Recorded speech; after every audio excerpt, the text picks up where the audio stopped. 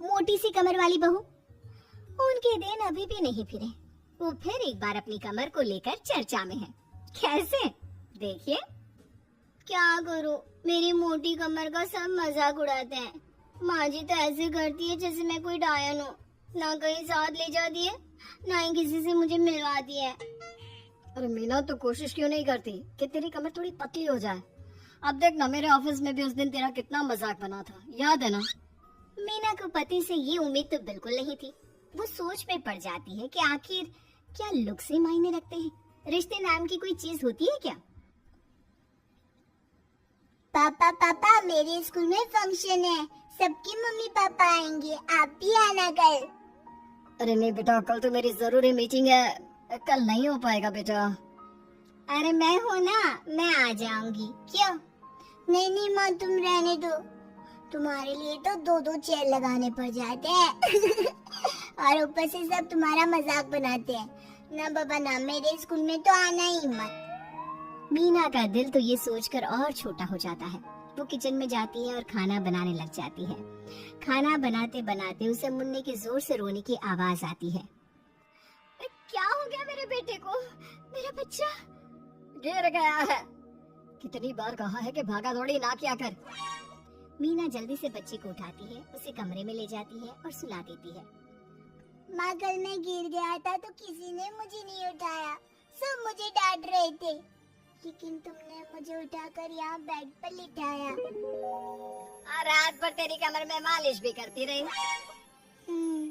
तभी तो मैं आज स्कूल के फंक्शन में जा रहा हूँ, नहीं तो कैसे जाता। अच्छा माँ, मैं जा रहा हूँ।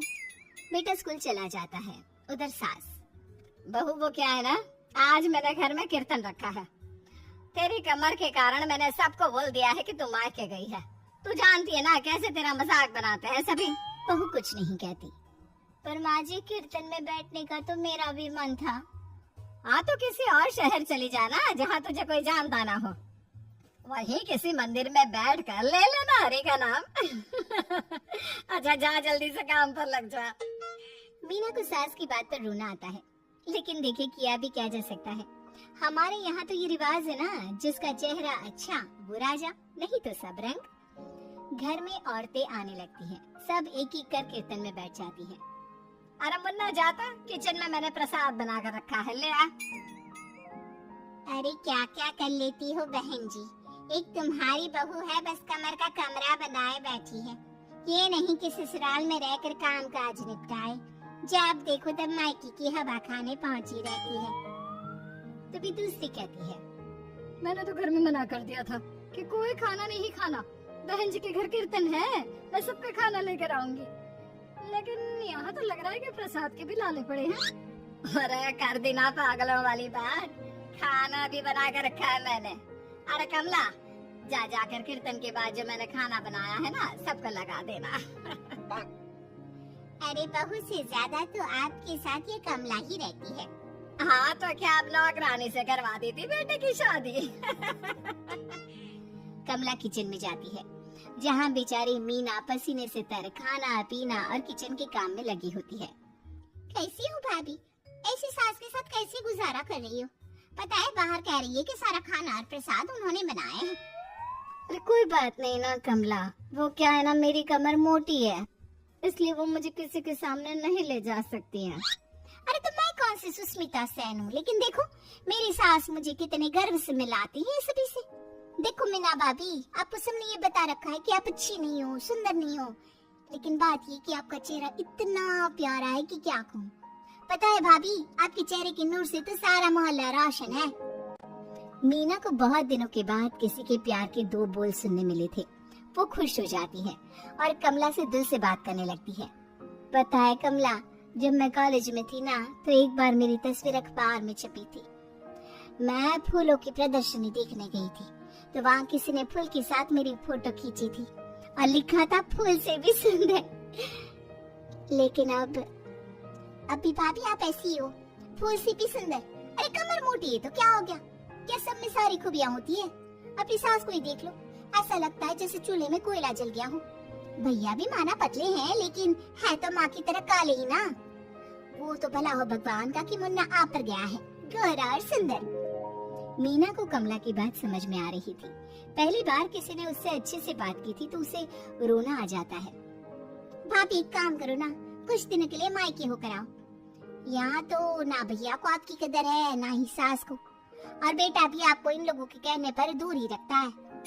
मीना को कमला की बात ठीक लगती है। सारा कीर्तन निपट जाता है। उसके बाद अरे बहन जी मान गए, इतना सारा खाना और प्रसाद बनाने के बाद भी आपको देख के लगता नहीं कि आप एक बूंद भी थकी हो, बिल्कुल फ्रेश। बस बहन जी मैं तो हूँ ही कुछ ऐसी ही। सभी चले जाते हैं। तब जाकर मीना किचन से बाहर आती है। अरे कहाँ जा रही है? थक गई हूँ मैं, चाय लेकर आ जा। माँ जी चक्कर आ रहा है, सर दुख रहा है, कब से किचन में बंद थी, गर्मी में पसीना भी बहुत आ रहा था, जरा कमरे तक जाकर पसीना सुखा लूं। अरे तो होती ना कम से कमर की मालकिन, बिठा देती मैं सबके सामने। अब क्या आपने बेइज्जती कराती? बस माँ जी मैं तंग आ गई हूँ, मैं अपने मायके जा रही हूँ। जब मेरा होना आप लोगों को इतना अखरता है तो मैं क्यों यहाँ रहूं? क्यों ना मैं माँ के पास जाकर आराम ही करूं? तभी वहाँ पति आ जाता है। देखो ऐसा नहीं है, लेकिन हाँ कुछ दिनों के लिए तुम जाना चाहती हो तो हो आओ, लेकिन यहाँ हम सबको तुम्हारी जरूरत है। मीना पति की इजाजत के बाद मायके जाती है, लेकिन वहाँ भी भाभी। अरे मीना दीदी आज ही आना था क्या आपको? आज तो मेरे मायके वाले आ रहे हैं। दीदी आपकी कमर का मजाक फिर बनाएंगे वो लोग। अरे मीना एक फोन तो कर देती आने से पहले। अरे मीना क्या हाल बना रखा है शरीर का, कितनी प्यारी बच्ची थी हमारी, क्या हाल कर लिया। मीना को दुख होता है। वो घर के अंदर जाती है जहाँ दीदी आप तो दलिया लेंगी ना, सबके लिए वैसे आलू के पराठे बने हैं, मैं जानती हूँ आपकी फेवरेट है आलू के पराठे, लेकिन अब आपका शरीर ऐसा है कि आप तो दलिया ही खाओ। मीना को समझ में नहीं आ रहा था कि ये क्या हो रहा है। हर कोई जो अपना है वो क्यों उससे ऐसा व्यवहार कर रहा है। मीना दुखी होकर पास में रहने वाली अपनी सहेली के घर जाती है। सहेली का पति बोल पड़ता है, अरे ये कौन है? कौन है ये? मुझे इसी की तो तलाश थी। मीना उसके पति के इस तरह के रिएक्शन से परेशान होकर वापस जा रही होती है कि अरे मीना बिना मिले ही जा रही हो? ये तुम्हारे पति है ना, ऐसे कैसे चिल्ला रहे हैं मुझे देखकर? पता नहीं क्यों जी, मेरी सहेली को देखकर क्यों चिल्ला रहे हो? अरे रीना मेरी फिल्म की हीरोइन मिल गई, यही तो है वो लड़की, प्यारी सी सुंदर सी मोटी कमर वाली। अरे हाँ मीना तो बिल्कुल उस लड़की जैसी है जो आपकी फिल्म की कहानी है। ये क्या बोले जा रहे हो तुम लोग? मीना मेरे पति बहुत बड़ी फिल्म की डायरेक्टर है, पता है ना तुम्हें? और मैं एक बहुत बड़ी फिल्म बना रहा हूँ शाहरुख खान के साथ, मैं चाहता हूँ कि तुम उसकी हीरोइन बनो। हाँ मीना हाँ प्लीज ना मत कहना, और इसके लिए तुम्हें करोड़ों रुपया भी मिलेंगे। मीना मन में सोचती है कि जो दुनिया उसे मोटा और भद्दा कहती थी उसे जवाब देने का यही एक रास्ता है। मीना फिल्म में काम